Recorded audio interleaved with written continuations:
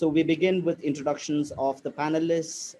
Dr. Nour Abu-Assab is a feminist sociologist with a PhD from the University of Warwick. Nour is multidisciplinary practitioner and academic with over 15 years of experience working on issues related to social justice in the global south. Her interests include gender, reproductive, and sexual justice, diversity and inclusion, feminist governance, safeguarding and protection, education, movement building, environmental and intersectional feminist justice. Yeah, I know it sounds like a lot, but that's what queer people do. Like, we are cutting across different movements, doing a lot of work. And I'm really glad to see these bios because it's not very often that queer people claim that we do this work for ourselves and nobody else claims it for us. So it's really nice to read this bio out to you all. Noor's publications address issues around identities, sexualities, migration, post-colonialism, queer and decolonial methods, and she also has a forthcoming book to be published by ID Taurus under the title of Ethnic Minorities and Nationalism in the Middle East, the Circassians of Jordan and the Kurds of Syria. So Nour will be presenting with Nof, and Dr. Nof Nasser-Edin is a feminist sociologist, again with a PhD from the University of Warwick. Nof has over 15 years of experience, which extends beyond the academia, as she's also worked with different international, national, and local NGOs across Arabic-speaking countries. Nof's work and publications focus on issues related to social justice, including environmental feminism, intersectional feminism, sexuality, class, refugeehood, displacement, forced migration, decolonial and queer methods, class, masculinities, sexual practices, and gender performances and agency. Nof's work also investigates the intersections of cultural, economic, and political class with gender. So it's my privilege to be opening this panel with the combined presentation by Nour and Nof. I'm sorry, the background sounds like I'm in the shower, but that's the Kerala monsoon for you. You can hear the thunder as well. So I'm going to put myself on mute and allow Dr. Nour and Dr. Nof to take over. Thank you. Thank you so much, G. I think we would like to start by thanking you all at the Decolonizing Sexualities Network for organizing these Decolonial Cafe series. Sandeep, Sylvia, Soraya, and Paula and G. Thank you so much for doing this. It must be a massive, immense job to coordinate all of these time zones as well. And also to clarify, I'm Nof and this is Nour. People confuse us, even our family confuses us. So just to make sure that we know who we are. So yeah, thank you again for this. We're really excited about this. We would like to start this conversation by addressing and unpacking part of the title of this panel, conceptually and in practice, and in relation to community building and organizing, and the power structures at play when we attempt to organize around both sexuality and decolonizing. So we start with the abbreviation of Queer People of Color, QPOC, queer and what is meant by queer. There are, of course, various understandings of the term queer and its usage. However, recently, it's mostly being used to define one sexual and gender identity, or to organize around sexual identities, or to write about sexual minorities. The word queer emerged as an anti-identity, where queer studies are heading toward now is queer as an LGBTQI++ identities, rather than a political standpoint, rather than rejecting boxes and normativities imposed by the different systems we live in, within the family, outside of the family, within the state, within friends, communities, and within the laws, and within the state itself as well. We believe that current usages of the word queer and how it's being hijacked and appropriated depoliticize the term and make it as if it operates in a vacuum, not linked to other structures influencing its operation. For example, thinking about queerness as political, we start thinking about different bodies as queers, such as the bodies of protesters on the street, disabled bodies, and the bodies that are deemed dangerous or terrorist. If we think of queerness and queer as a concept, it can be extended to anti-bordered ideology and to anything that is not normative, outside of the norm, outside of the boxes that have been imposed on us by governments, by family, by state systems, by laws, by patriarchy, by capitalism, and the list goes on. And now, unfortunately, this has been hijacked and it's only being used as a label for sexual exploitation, orientation and gender identities. The problem with the Q being used as an identity marker is that it presumes the existence of one community, or rather an imagined one community, which is not true and very inaccurate, of course, as we can see that we're all different as queer people across different parts of the world. We don't share the same experience. We come from different classes, ethnicities, and everything, ages, genders, identities.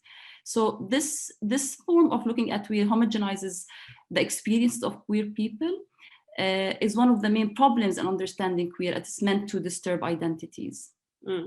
I think the most important thing for us when we think about queer, we try to think about it more as an analytical framing that has the potential of pushing us to recognize an intersectional decolonial framework through which, rather than focus on the people, describe them in simplistic terms, we need to shift the focus of our organizing towards and against systems of oppression and structures of power that we're all subjected to, rather than the focus on different identities. And of course, this is all important to create transnational solidarities to fight the structures of oppression that rule, and by dividing us into single monolithic communities and identities at the same time.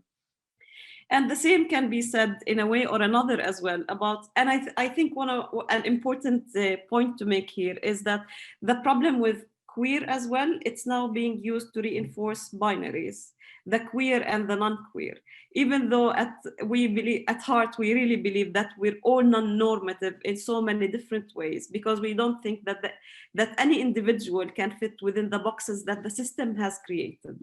So when we think about the term POC as an abbreviation as well, people of color are also not a homogeneous group. People of color are part of oppressive systems. People of color can also be complicit with structures of oppression, and they can also benefit from the structures of power that exist.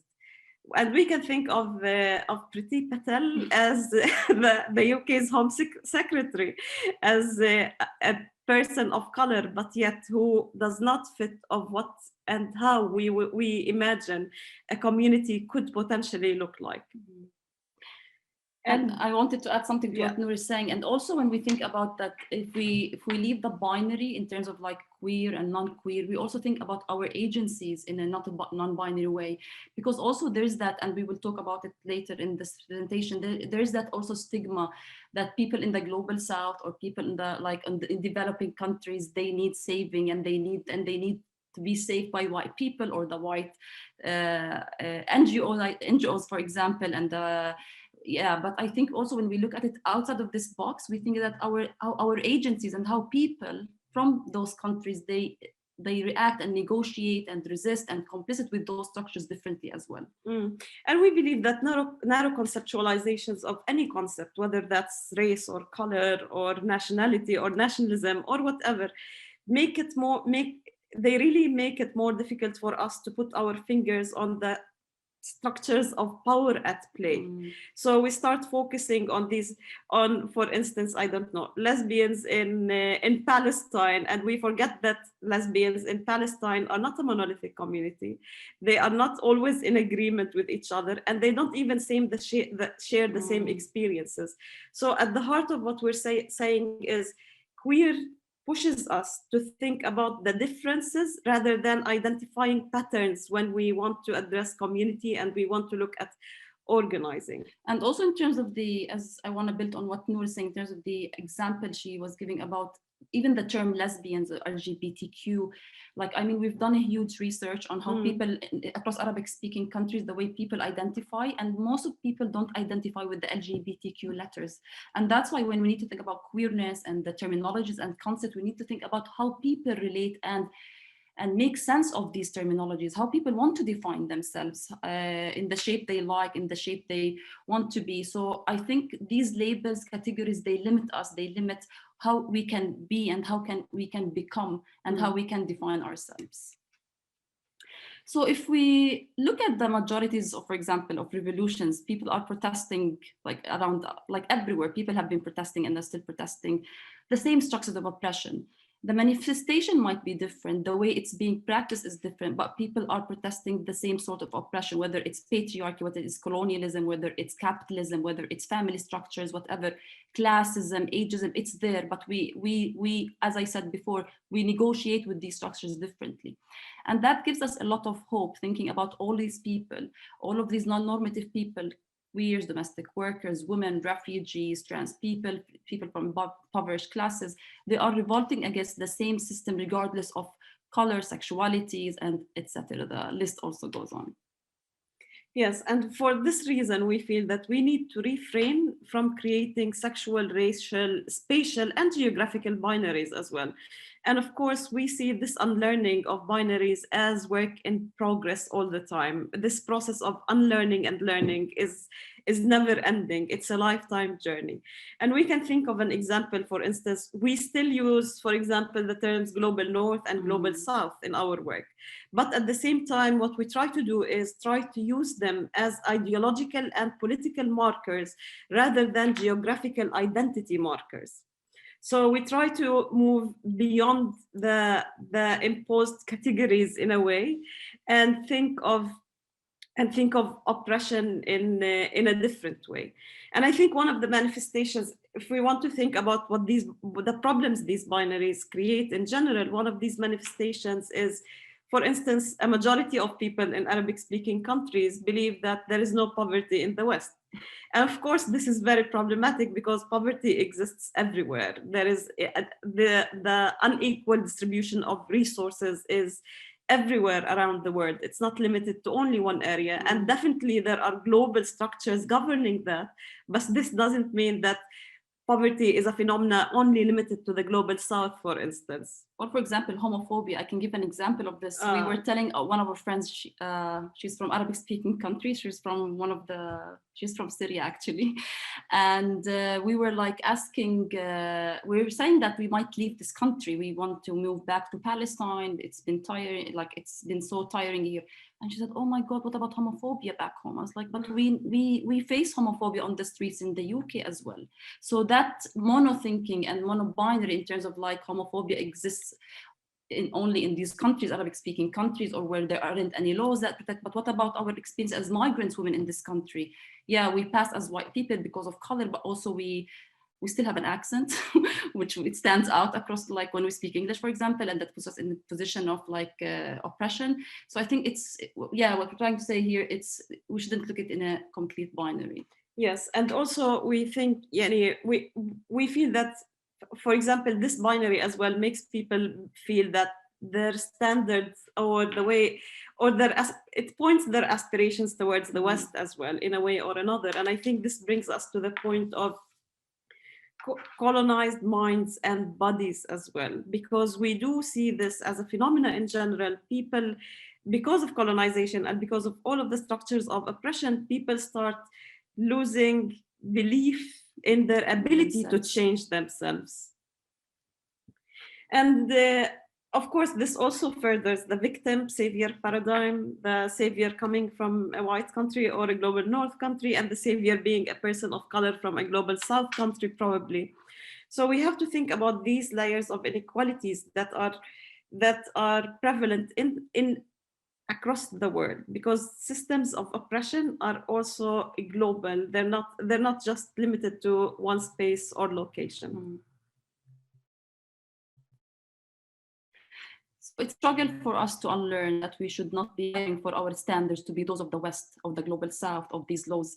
We think about colonialism and colonialist process, and we still use the term colonialism and not neo-colonialism, because as some friends actually say, no, it doesn't exist anymore. Colonialism doesn't exist, because we are still materially, mentally, spiritually, we are still colonized in different ways, of course. We have to start thinking about how we can unlearn all of these processes without thinking that the white person, the white man, is superior and is the savior, and we are in need of saving. Decolonizing and decoloniality as projects are important for colonized people because when you have had years of colonialism in these countries, people start to think that the standards is to abide by Western hegemonic knowledge, laws, practices, whatever, and etc. Discourses as well, and to follow the West. But we think we need to decolonize our minds, our bodies, and our spirits from these processes to make clear that we have agency and we are agents of change for our people and for the nation and for our struggles and spirits and minds as well. And we really need to start producing knowledge that addresses causes of oppression, that addresses the main roots of the problem. When we look at how can I say this? Yeah, I mean, if we look at gender theories or class theories, we need to start thinking about producing knowledge about struggles, about our ways of doing things, about from our perspective, from our own epistemologies that is very much linked to our languages as well. So this requires a process, this prompts us, or decolonizing is about reclaiming of language, of knowledge, a reclaiming as well of historical processes that we were active agents in, and not just passive recipients of oppression or whatever. I mean, we can give an example. We do a lot of trainings on gender and sexuality, and people, like when we do this training in Arabic, people struggle with the language as well, because people start thinking, for example, what does it mean? Like, it means that we're like, if we're teaching them on gender, it means that, and we don't know what gender means, then we are more sexist, for example, or we're more patriarchal as societies and countries. So also we still use it in our work, and even the translation to Arabic is not accurate. We still use it in our work because this is what it's, because of the language and because it has been like used for years now. But we need to think about what is the imposition, how like these NGO sector and like these hegemonic Western terminology are being imposed on us in terms of the language that we are using. And we hear a lot like people saying the Arabic language is very poor. We don't have a lot of words in Arabic, but this is not true. People are lazy. You need to think the Arabic language, words in Arabic are much more than in English, for example. So we need to come up with these from our practices, daily practice and daily struggles. Yes. And also, I mean, I can say, for example, decoloniality is becoming, and decolonizing is becoming used as a cliche, whether we like it or not. And we really don't like it, that it's being used as a cliche, but it really needs to be. And one of the problems is that it focuses a lot on the narrative rather than the material experience and the materiality of power structures, how they manifest in our lives and how they influence our lives across the world. And so that's why we need to think about, when we think about decoloniality, we need to think about self-reflection and the individual. How we need to think, we cannot decolonize without a process of self-reflection, self-critique, and also taking responsibility. Like we always hear people saying, but it's not our fault. We are, in one way or another, we are complicit. We have to put that, we have to acknowledge that sometimes we are complicit with some structures. We need to self-reflect to understand where we are complicit and how we are negotiating with these structures differently. Absolutely. And it also, in addition to the self-reflection, self-critique, and taking responsibility, we also need to start defining what accountability and community accountability means from our own perspectives. How can we be held accountable? How can we hold ourselves accountable? And how can we centralize our agency in that work and in these processes of decolonizing, rather than them being a reaction and always defensive? We need them to become more reflexive. Exactly. And for us, decolonialism and decoloniality makes us to think about us as part of that process, as we've been saying, and we need to liberate ourselves and we need to take responsibility of what we're doing. So holding ourselves accountable, with also into looking at the structures as well. And when we liberate ourselves, Angela famously said, we have to talk about liberating our mind, liberating society. And I'm quoting here. And that's part of decoloniality and decolonialism, where we are not seen in that binary. It isn't a savior and victim paradigm. For this reason, we need to start positioning ourselves within the structures of oppression, rather than merely thinking about particular singled out group of people.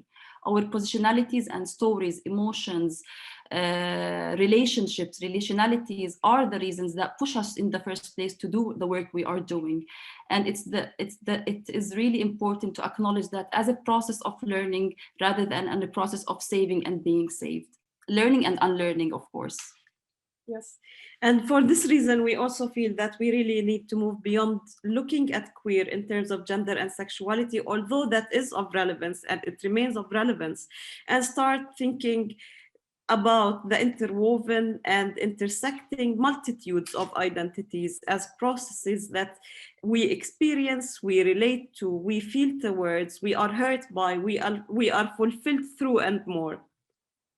And this also allows for the practicing of becomings.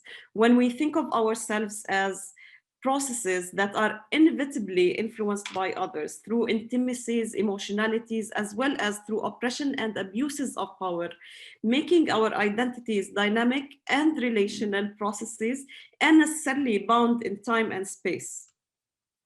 So what we try to do is reclaim queer as a tool of analysis rather than an identity category, rejecting its appropriation as static and fixed, particularly linked to monolithic identity categories which silence and erase those who do not fit within these norms.